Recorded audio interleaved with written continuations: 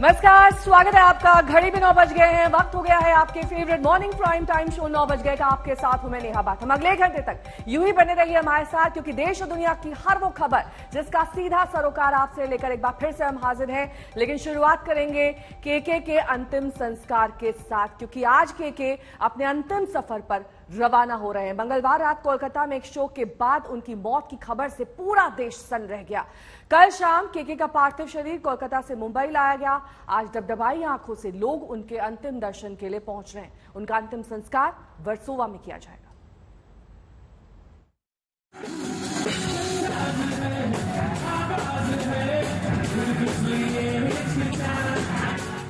मशहूर सिंगर केके का आज मुंबई के वर्सोवा स्थित मुक्तिधाम में अंतिम संस्कार किया जाएगा। बुधवार रात उनका पार्थिव शरीर कोलकाता से मुंबई लाया गया था। पार्थिव शरीर लेने के लिए मुंबई से उनकी पत्नी और 2 बच्चे कोलकाता पहुंचे थे। इससे पहले कोलकाता के रविंद्र सदन में केके को बंदूकों की सलामी के साथ आखिरी विदाई दी गई।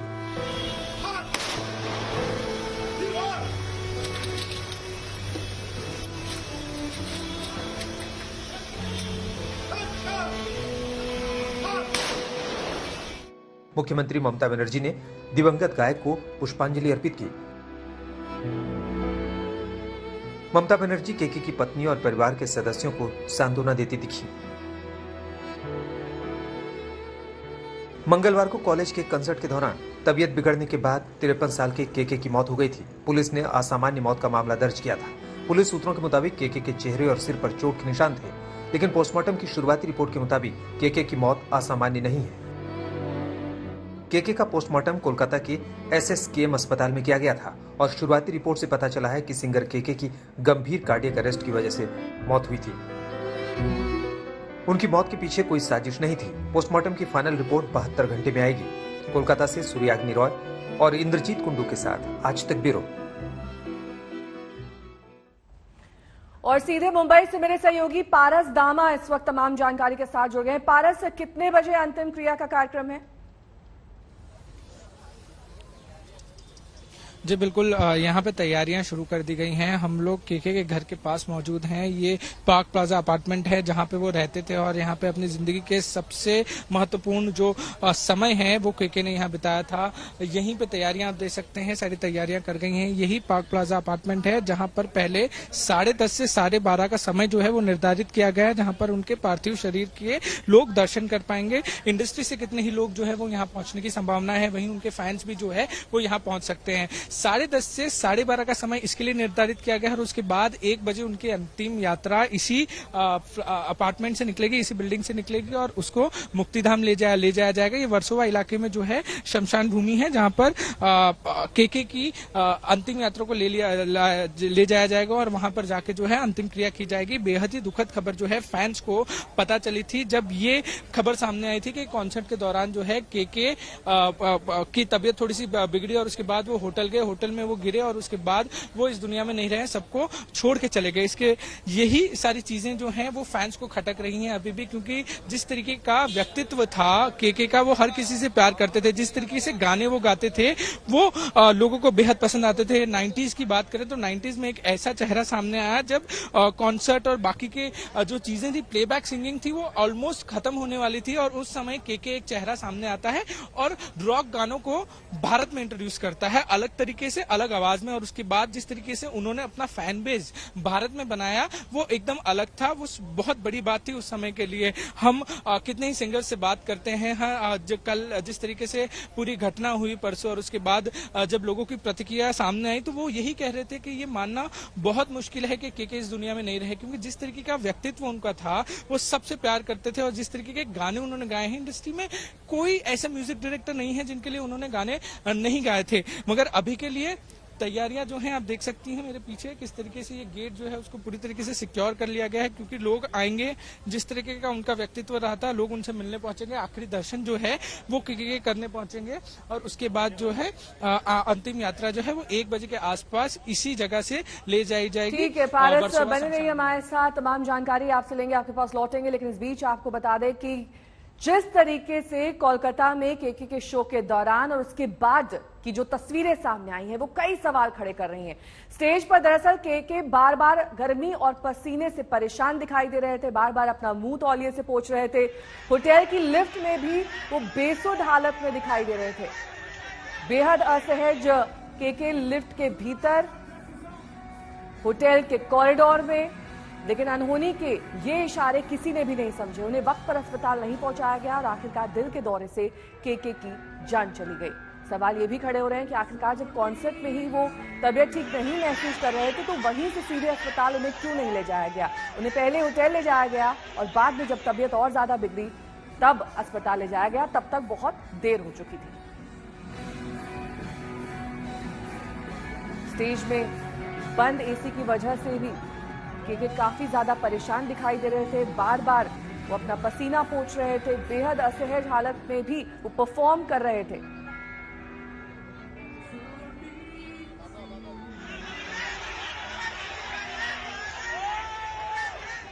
तो पोस्टमार्टम की शुरुआती रिपोर्ट से खुलासा हुआ है कि केके की मौत असामान्य नहीं थी। डॉक्टरों की यह राय है कि उनकी मौत की वजह दिल का दौरा हो सकती है, लेकिन कोलकाता में हुए शो की जो तस्वीरें सामने आई हैं उससे यही सवाल उठ रहे हैं कि क्या ऐसी हालत बना दी गई कि दिल का दौरा पड़ने की नौबत आई।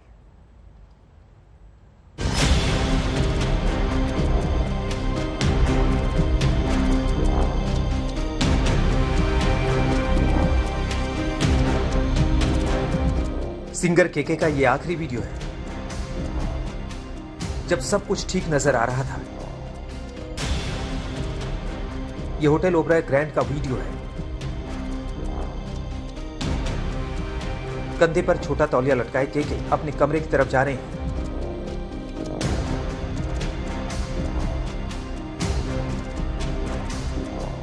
उसी होटल के लिफ्ट की एक तस्वीर सामने आई जिसमें केके बुरी तरह थके हुए लिफ्ट की रेलिंग पर झुके खड़े नजर आ रहे हैं।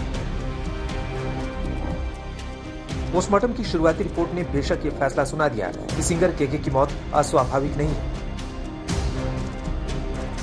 लेकिन केके के आखिरी चंद घंटों की तस्वीरें चीख चीख कर बोल रही हैं कि भले इसमें साजिश ना हो, लेकिन केके की जिंदगी बचाई जा सकती थी। कंसर्ट के दौरान केके बार बार पसीना पोंछते नजर आते हैं। देखिए पहली तस्वीर, दूसरी तस्वीर, तीसरी तस्वीर। साफ है कि केके बेचैनी महसूस कर रहे थे, लेकिन या तो प्रोफेशनल कमिटमेंट पूरा करने के लिए वो परफॉर्म करने को मजबूर थे, या फिर उन्हें भी अंदाजा नहीं था कि अगले कुछ घंटे उनकी जिंदगी पर भारी पड़ने वाले हैं। कुछ और तस्वीरें देखिए। 2500 की क्षमता वाले ऑडिटोरियम में करीब 5500 लोगों की भीड़ थी। इसे अब विपक्ष ने भी मुद्दा बना लिया है। बताया जाता है कि ऑडिटोरियम का एसी पिछले 2 दिनों से काम नहीं कर रहा था। जहां 2500 लोग बैठने वाले हॉल था उसमें 7000 लोग अंदर आ गए थे। एसी बंद हो गया है, फायर सिस्टम भी गड़बड़ हो गया था, गैस निकल गया था, लेकिन फंक्शन बंद नहीं हुआ। इतनी लाइट थी, उनको तकलीफ हो रही थी, बार बार बोल रहे थे, लेकिन जबरदस्ती उनको गाना गाने के लिए मजबूर किया गया। तस्वीरें देखिए, केके को सहारा देकर बाहर लाया गया, यानी वो खुद से चलने की स्थिति में नहीं थे। लेकिन ना केके ना उनके साथियों को समझ में आया कि उन्हें अस्पताल ले जाना चाहिए था, यानी केके को तुरंत उपचार मिलता तो जान बच सकती थी।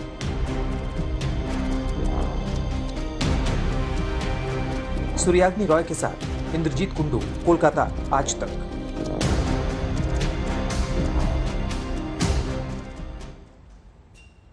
तो केके की मौत को लेकर तमाम सवाल इसलिए भी खड़े हो रहे हैं कि क्या वाकई लापरवाही की वजह से ही उनकी जान गई। केके के आखिरी पल लिफ्ट के भीतर होटल के कॉरिडोर में हम आपको तस्वीरों के जरिए दिखा रहे हैं कि कैसे बेहोशी जैसी हालत उनकी हो गई थी, पसीने से बदहाल हो गए थे। स्टेज परफॉर्मेंस के दौरान कई बार पसीना पोंछते हुए दिखाई दिए। क्या यही वजह बनी, यही कारण बनी दिल का दौरा पड़ने? पारस दामा मेरे सहयोगी तमाम जानकारी के साथ केके के मुंबई वाले घर के बाहर से मौजूद हैं।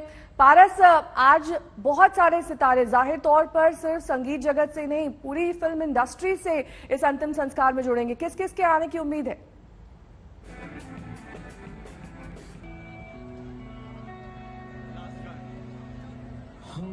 एक बार फिर से हम आपको तस्वीरें दिखा देते हैं उस लाइव कॉन्सर्ट की, जिसमें कहा जा रहा है कि 2500 सिर्फ कैपेसिटी थी, 7000 से ज्यादा लोग मौजूद थे कॉन्सर्ट के लिए, और ये एक क्लोज्ड जगह थी, यानी कि पूरी तरीके से बंद।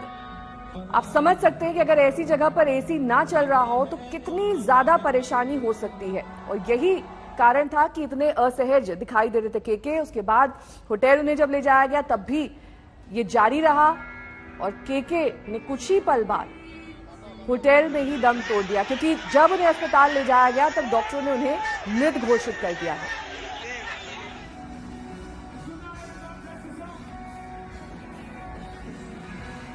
ये 3 तस्वीरें ये समझने के लिए काफी हैं कि अपने आखिरी पलों में केके ने क्या कुछ महसूस किया। ये तस्वीरें दरअसल इशारा करती हैं उस लापरवाही और सिस्टम की ओर भी, जहां पर स्टेज परफॉर्मेंस के लिए क्या उन्हें मजबूर किया गया, ये भी सवाल खड़े हो रहे हैं, क्योंकि कहा जा रहा है कि 2 दिन से इस हॉल का एसी खराब था, उसके बावजूद यहां पर इस तरह की स्टेज परफॉर्मेंस हुई। क्राउड मैनेजमेंट के लिए वहां कोई नहीं था, क्योंकि कैपेसिटी से ज्यादा लोग इस हॉल के भीतर भर गए थे। उसके बाद उन्हें तितर बितर करने के लिए वहां पर गैस भी छोड़ी गई। ये कई ऐसे सवाल हैं जो इस वक्त सबको परेशान कर रहे हैं। पारस दामा मेरे सहयोगी जुड़ गए। पारस, आज किस किस सितारे की जुड़ने की उम्मीद है अंतिम संस्कार में? जी बिल्कुल, जिस तरीके से केके का वर्चस्व रहा है या केके का जिस तरीके का व्यवहार बॉलीवुड में रहा है, उसको देखते हुए ये जरूर हम कह सकते हैं कि बॉलीवुड के बड़े बड़े सितारे उनको आखिरी विदाई देने जरूर पहुंचेंगे। जितने भी म्यूजिशियन हैं उन्होंने बॉलीवुड के कितने सारे म्यूजिशियन के साथ काम किया है, म्यूजिक कंपोजर्स के साथ काम किया है, जो बड़े बड़े म्यूजिक डायरेक्टर्स माने जाते हैं इंडस्ट्री के, उनके साथ काम किया है। उनका पहला गाना जो था वो भी बहुत बड़े म्यूजिशियन के साथ था। जिस तरीके से उन्होंने अपनी शुरुआत की और उसके बाद वो अपनी जिंदगी में आगे बढ़े, तो बहुत सारे रिश्ते बनाए, फैंस के साथ रिश्ते बनाए, बॉलीवुड के कितने ही अभिनेताओं के लिए उन्होंने अपनी आवाज दी, और उसके बाद जिस तरीके से वो आगे बढ़े वो अलग उनकी जर्नी रही है। ऐसे में आज जब 10:30 से 12:30 का समय निर्धारित किया गया है आखिरी दर्शन के लिए, पार्क प्लाजा जो उनका घर है वहां पे नीचे एक जगह बनाई गई है, वहीं आखिरी दर्शन जो है वो किए जाएंगे। उनके फैंस भी आ सकते हैं और जो बॉलीवुड से जुड़े बड़े लोग हैं वो यहाँ पहुंच सकते हैं। क्योंकि मैं वापस एक बार दोहरा रहा हूँ, क्योंकि जिस तरीके का उनका व्यवहार था, उनका वर्चस्व था, तो यहाँ बड़े सितारे पहुंचने की संभावना बढ़ जाती है, क्योंकि सबके लिए गाने गाए हैं उन्होंने। ऐसा कोई अभिनेता नहीं होगा जिनके लिए केके ने गाना नहीं गाया। ठीक है, नजर बनाए रखिए, आपके पास लौटेंगे पारस, तमाम अपडेट्स आपसे लेंगे, लेकिन इस बीच अगली खबर की ओर बढ़ेंगे। कांग्रेस छोड़ने के बाद हार्दिक पटेल आज बीजेपी के साथ जाने की तैयारी में है। सुबह 9 बजे से उनके घर में दुर्गा का पूजा पाठ चल रहा है। उसके बाद सुबह लगभग 11 बजे बताया जा रहा है कि वो बीजेपी दफ्तर जाकर औपचारिक सदस्यता लेंगे। लंबे वक्त से कयास लगाए जा रहे थे कि हार्दिक पटेल बीजेपी का ही दामन थामने वाले हैं, लेकिन आज औपचारिक तौर पर इन सभी कयासों पर विराम लग जाएगा, क्योंकि गुजरात चुनाव से ऐन पहले हार्दिक पटेल जैसा बड़ा नाम, बड़ा चेहरा अब बीजेपी में शामिल होने जा रहा है। सियासत में हार्दिक ने किस तरीके से अपनी टीस कांग्रेस के खिलाफ निकाली, ये किसी से छुपा हुआ नहीं है, और आज कहा जा रहा है कि वो कांग्रेस छोड़ने के बाद बीजेपी के साथ चले जाएंगे। 18 मई की आप तस्वीर देख रहे हैं, आज की तस्वीर देख रहे हैं। अब भगवा का दामन थाम लेंगे हार्दिक पटेल। एक बड़ा नाम, एक बड़ा चेहरा गुजरात की राजनीति का, और आज ये चेहरा बीजेपी में शामिल हो जाएगा।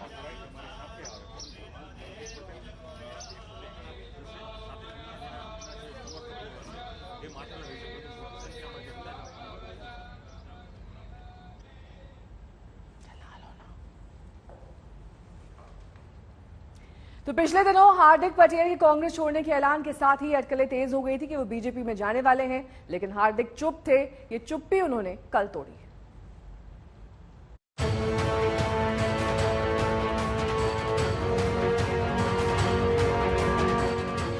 हाथ का साथ छोड़ आज कमल थामने वाले हैं हार्दिक पटेल। पाटीदार आंदोलन से गुजरात की सियासत में पहचान बनाने वाले हार्दिक पटेल आज गांधीनगर बीजेपी मुख्यालय में आधिकारिक तौर पर बीजेपी में शामिल होंगे।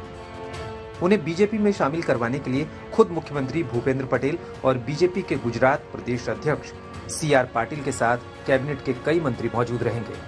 हार्दिक पटेल ने पिछले दिनों कांग्रेस से इस्तीफा दे दिया था। एवा समये पाटीदार नेता हार्दिक पटेल पोते पण गुजरात भारतीय जनता पार्टी में बीजी तारीखे बपोरे 12 वागे कमलम खाते જોડાવાના છે। गुजरात की राजनीति में हार्दिक पटेल का उदय बीजेपी के विरोध की राजनीति से हुआ था। कुछ समय पहले तक हार्दिक बीजेपी को हर मुद्दे पर खरी खोटी सुनाते थे।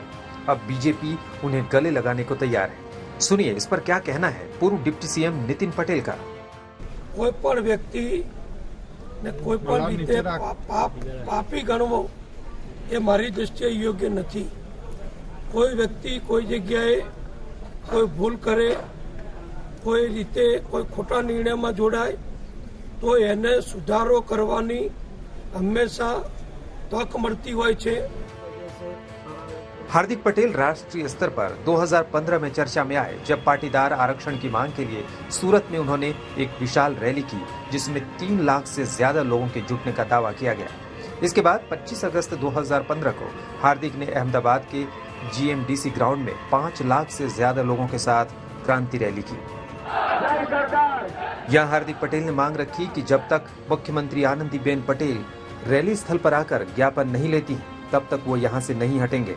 धरना हटाने के लिए रात के वक्त पुलिस ने लाठीचार्ज किया और इसके बाद पूरे गुजरात में पाटीदार सड़कों पर उतर आए, जिसके बाद हुई हिंसा में 14 पाटीदार युवाओं की मौत हुई और हार्दिक पटेल समेत आंदोलन करने वाले लोगों के खिलाफ देशद्रोह का मामला दर्ज किया गया। 2019 में लोकसभा चुनाव से पहले हार्दिक पटेल कांग्रेस में शामिल हुए और 2020 में हार्दिक को सबसे कम उम्र का कार्यकारी अध्यक्ष बनाया गया, लेकिन कांग्रेस के साथ उनकी पारी छोटी साबित हुई। आज से हार्दिक बीजेपी के केसरिया बाने में नजर आएंगे। गोपी घांघर, अहमदाबाद, आज तक।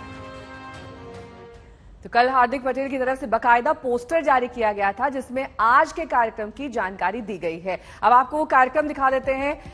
तन मन और जीवन राष्ट्र को समर्पित, जिसमें यह कहा गया कि भारत के यशस्वी प्रधानमंत्री श्री नरेंद्र मोदी और गृह मंत्री श्री अमित भाई शाह के राष्ट्र सेवा के भागीरथ कार्य में जैसे राम सेतु में गिलहरी का योगदान था वैसे ही साथ देने के लिए युवा नेता हार्दिक पटेल 2 जून 2022 यानी कि आज की सुबह 11 बजे गांधीनगर कमलम पर भारतीय जनता पार्टी के साथ जुड़ेंगे।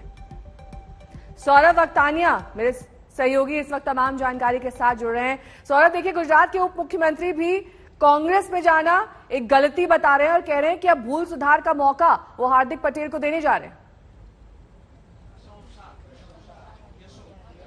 जी बिल्कुल, देखिए नेहा, आज बहुत ही बड़ा दिन जब हार्दिक पटेल के लिए जब वो बीजेपी ज्वाइन करने वाले हैं और बहुत ही बड़ी ग्रैंड एंट्री का पूरी व्यवस्था की गई है। ठीक मेरे पीछे आप पहले तो आपको तस्वीरें दिखा दे आज तक पर कि किस तरीके से हार्दिक पटेल और उनकी धर्मपत्नी किंजल यहाँ पर मौजूद है और ये पहले दुर्गा पूजा कर रहे हैं। दुर्गा पूजा 1 घंटे तक चलने वाली है और उसके बाद यहाँ से वो एक मंदिर जाएंगे, मंदिर में जाके पूजा करने वाले हैं और वहां पर पूजा करने के बाद एक गौ पूजा भी रखी गई। मतलब सुबह अभी ये जो दुर्गा पूजा चल रही है उसके बाद गौ पूजा होगी और उसके बाद एक ग्रैंड एंट्री की तरफ पर वो कमलम जाएंगे। देखिए यहां तक का रास्ता बिल्कुल आसान नहीं है नेहा, क्योंकि जब से उन्होंने आंदोलन शुरू किया था 2015 की अगर जो बात करें तो बीजेपी के खिलाफ बीजेपी के कई बड़े नेता, चाहे वो प्राइम मिनिस्टर नरेंद्र मोदी हो, अमित शाह हो, उनके खिलाफ ये पूरी उनकी लड़ाई रही है। और आज जब वो बीजेपी में शामिल हो रहे हैं, एक वक्त ऐसा भी था नेहा जब उन्होंने कमलम को तोड़ने की भी बात की थी, जो बीजेपी का ऑफिस है स्टेट ऑफिस गुजरात में, उसको तोड़ने की बात की थी, लेकिन आज वही कमलम में जाके वो बीजेपी में शामिल हो रहे हैं। तो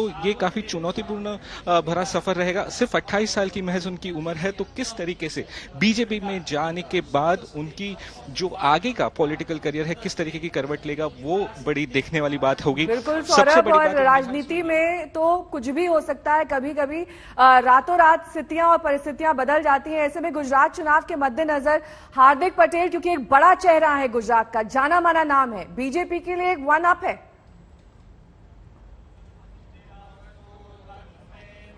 देखिए बिल्कुल बीजेपी को इससे कितना फायदा होगा नुकसान होगा वो बात की बात है, क्योंकि बीजेपी के पास पहले से ही काफी बड़े नेता है। लेकिन अब बीजेपी के वही लोग जो पहले हार्दिक पटेल का विरोध करते थे, चाहे वो पाटीदार अनामत आंदोलन हो या जब वो कांग्रेस पार्टी में थे, क्योंकि आपको बता दें जिस दिन कांग्रेस से उन्होंने रेजिग्नेशन दिया उसी दिन कई सारे बीजेपी के लीडर्स थे, उन्होंने साफ खुले तौर पर सोशल मीडिया पे पोस्ट डाले थे कि हम खुले दिल से हार्दिक पटेल का स्वागत नहीं करेंगे। तो इस पर यह देखना होगा कि अब हार्दिक पटेल का बीजेपी में जाने के बाद अंदरूनी बीजेपी के जो कार्यकर्ता और लीडर्स हैं जो पहले उनके साथ ही लड़ते थे, क्या आप उनको वो एक्सेप्ट करेंगे, वो एक सबसे बड़ा सवाल है। दूसरी सबसे बड़ी बात कि हार्दिक पटेल अब जब बीजेपी जा रहे हैं तो क्या उनको टिकट दी जाएगी, किस पोजीशन पर पार्टी में उनको जगह दी जाएगी, वो भी सबसे बड़ा सवाल है। क्योंकि भारतीय जनता पार्टी यहाँ पर सबसे बड़ी पार्टी है, कई सारे बड़े नाम है, कई सारे बड़े चेहरे, उसमें यंग नेता के तौर पे जब आज हार्दिक पटेल बीजेपी में शामिल होने जा रहे हैं तो किस तरीके से उनका राजनीतिक करियर आगे बढ़ेगा, बीजेपी में उनको क्या स्थान मिलेगा। क्योंकि देखिए अभी अगले 5 महीने में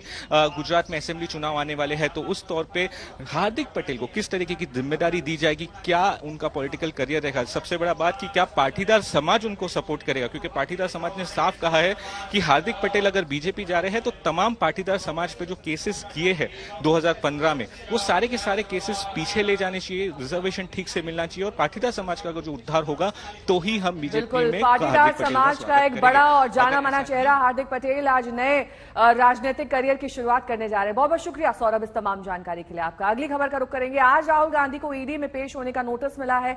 मामला नेशनल हेराल्ड से जुड़ा हुआ है। इसी सिलसिले में सोनिया गांधी को भी 8 जून को पेश होना है। कांग्रेस इस नोटिस को लेकर काफी आक्रामक है। हालांकि आज राहुल पेश होंगे या नहीं, इस पर संदेह।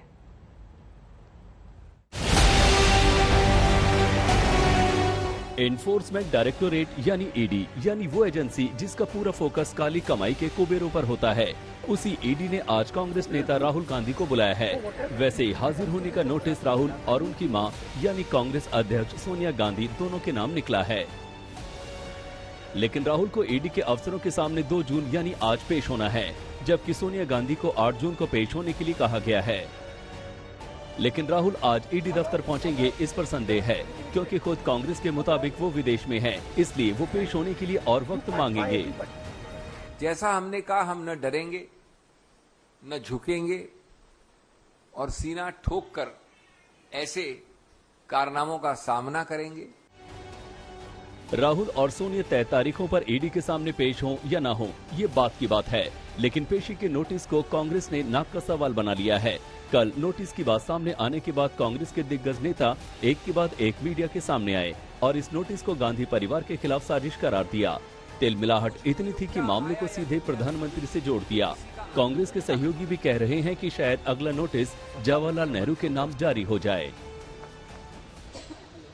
मुझे तो लगता है इस प्रकरण में नेशनल हेराल्ड के विषय में एक दिन ईडी पंडित जवाहरलाल नेहरू वो भी ईडी का समन भेज सकते हैं। पंडित जवाहरलाल नेहरू वो भी आप हम सुबह उठेंगे और पंडित नेहरू का जो स्मारक है वहाँ शांति पथ पे उधर ईडी का नोटिस चिपकाया हुआ।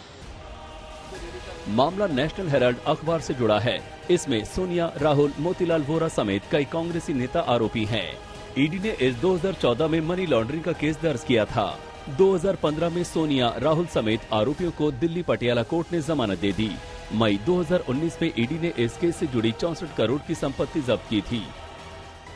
नेशनल हेराल्ड की एक बिल्डिंग जो एनफोर्समेंट डायरेक्टोरेट ने सीज की है वो बांद्रा ईस्ट में है, जिसके दृश्य इस वक्त हम आपको दिखा रहे हैं। ये प्लॉट को सीज कर लिया गया है। सबसे पहले सुब्रमण्यम स्वामी ने कोर्ट में याचिका दाखिल की थी कि नेशनल हेराल्ड की जो प्रॉपर्टीज है वो गांधी परिवार कांग्रेस के नेता जो हैं वो हड़पने की कोशिश कर रहे हैं। 2015 में जब सोनिया को नोटिस मिला था तब उन्होंने कहा था कि वो इंदिरा की बहू हैं, डरेंगी नहीं। एक बार फिर इंदिरा की बहू को नोटिस मिला है। देखना होगा सोनिया का जवाब क्या होता है। दिल्ली से सुप्रिया भारद्वाज, मुनीश पांडे और मुंबई से मुस्तफा शेख के साथ आज तक ब्यूरो।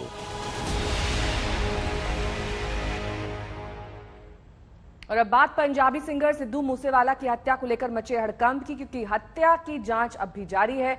मगर इस बीच बावनिया गैंग ने धमकी ये दी है कि 48 घंटे के भीतर वो मूसेवाला के कत्ल का बदला लेंगे।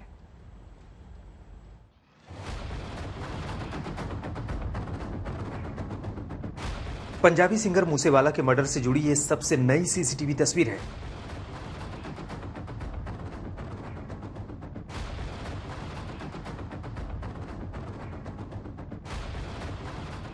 सीसीटीवी फुटेज में सिंगर मूसेवाला की थार जीप और हमलावरों की बोलेरो और कैरेला कार साफ नजर आ रही है।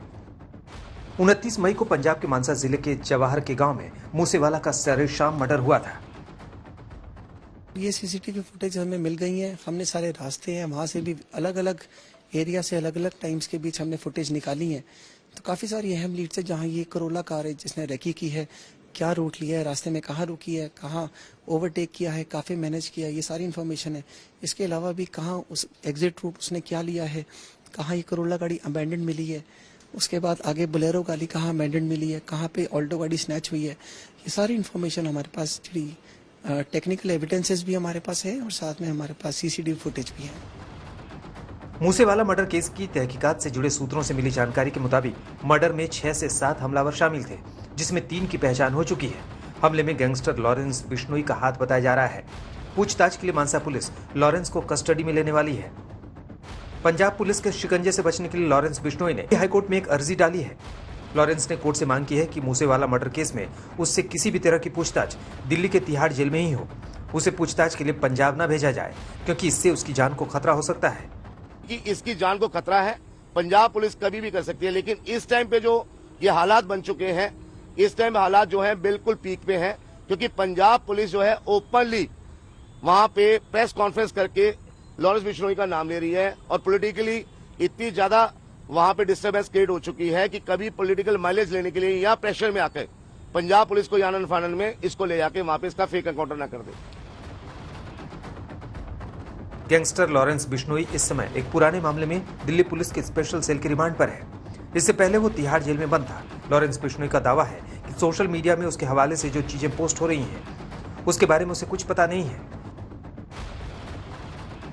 लॉरेंस बिश्नोई के अलावा मूसेवाला हत्याकांड की जिम्मेदारी लेने वाले कनाडा में बैठे गैंगस्टर गोल्डी बरार को गिरफ्त में लेने के लिए भी पंजाब पुलिस सेंट्रल एजेंसी की मदद ले रही है। इस बीच मूसेवाला मर्डर केस में एक और गिरफ्तारी हुई है। कुख्यात गैंगस्टर सराज सिंह उर्फ मिंटू अमृतसर जेल से प्रोटेक्शन वारंट पर गिरफ्तार किया गया है। आरोप है कि मिंटू के इशारे पर वारदात में इस्तेमाल हुए वाहन मुहैया करवाए गए। पुलिस को आशंका है कि सराज के इशारे पर ही हत्याकांड में कुछ छात्रों को शामिल किया गया था। सराज उर्फ मिंटू ने अक्टूबर 2017 में हिंदू नेता विपिन शर्मा की गोलियां मारकर हत्या कर दी थी। गैंगस्टर मिंटू कुख्यात गैंगस्टर जग्गू भगवानपुरिया के गिरोह का खतरनाक गुर्गा है।